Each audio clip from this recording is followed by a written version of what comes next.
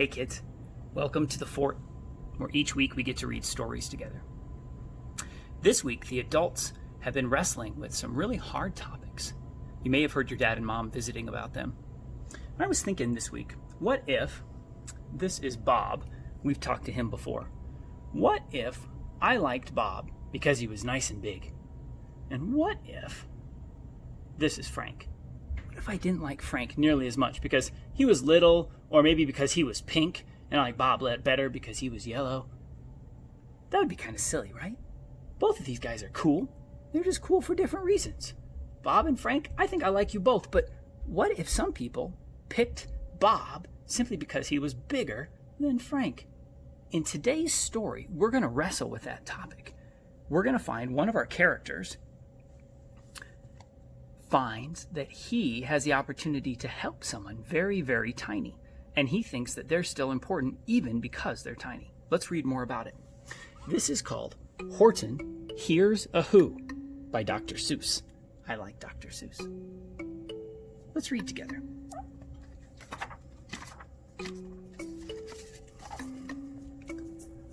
On the 15th of May, in the jungle of Newell, in the heat of the day, in the cool of the pool, he was splashing, enjoying the jungle's great joys, when Horton, the elephant, heard a small noise. So Horton stopped splashing. He looked toward the sound. That's funny, thought Horton. There's no one around. Then he heard it again, just a very faint yelp, as if some tiny person was calling for help. I'll help you, said Horton, but who are you? Where? He looked and he looked. He could see nothing there, but a small speck of dust blowing past through the air.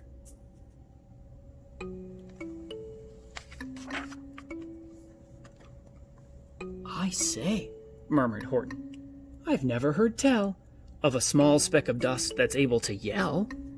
So you know what I think? Why, I think that there must be someone on top of that small speck of dust. Some sort of a creature of very small size, too small to be seen by an elephant's eyes.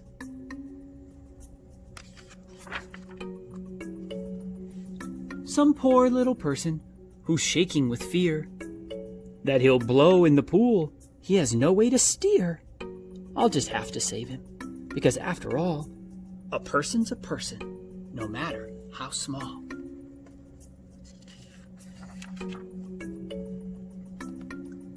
So, gently and using the greatest of care, the elephant stretched his great trunk through the air, and he lifted the dust speck and carried it over, and placed it down safe on a very soft clover.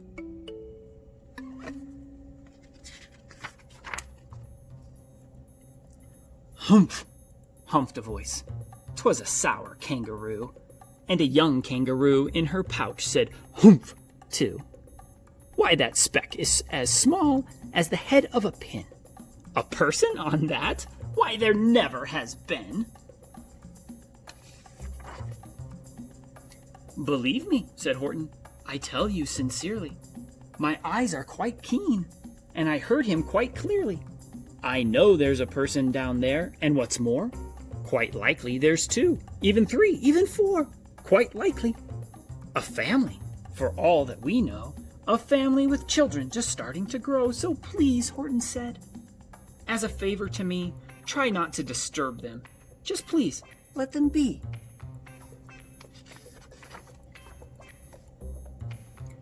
I think you're a fool, laughed the sour kangaroo, and the young kangaroo in her pouch said, Me too. You're the biggest blamed fool in the jungle of Newell, and the kangaroos plunged in the cool of the pool. What terrible splashing, the elephant frowned. I can't let my very small persons get drowned. I've got to protect them. I'm bigger than they. So he plucked up the clover and hustled away.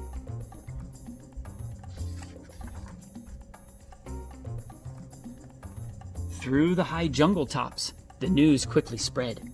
He talks to a dust speck. He's out of his head. Just look at him walk with that speck on that flower.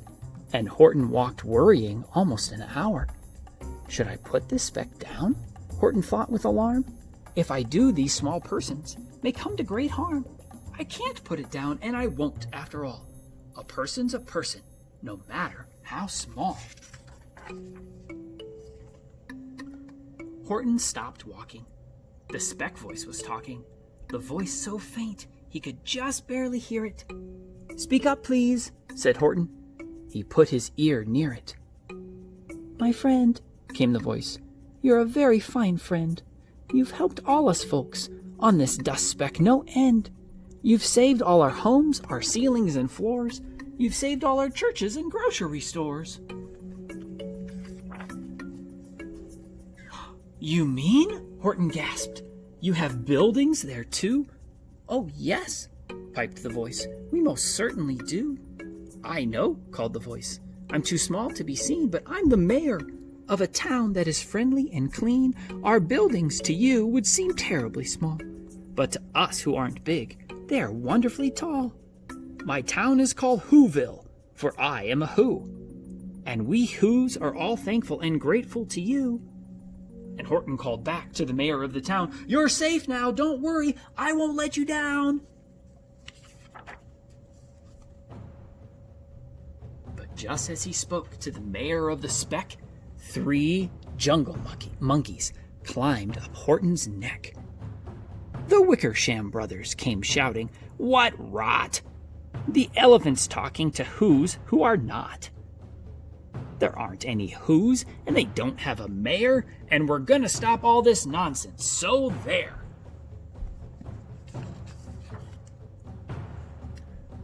They snatched Horton's clover.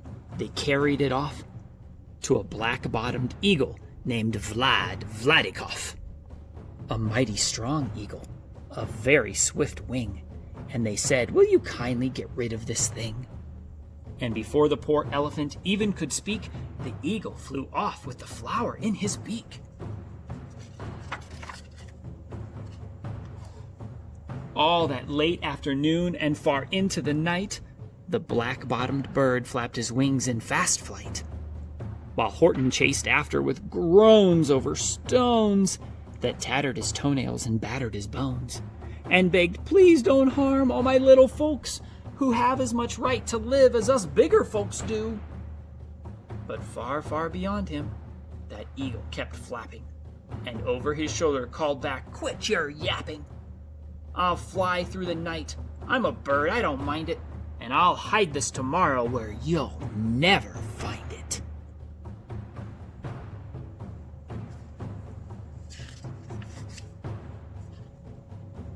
At 6:56, the next morning he did. It sure was a terrible place that he hid.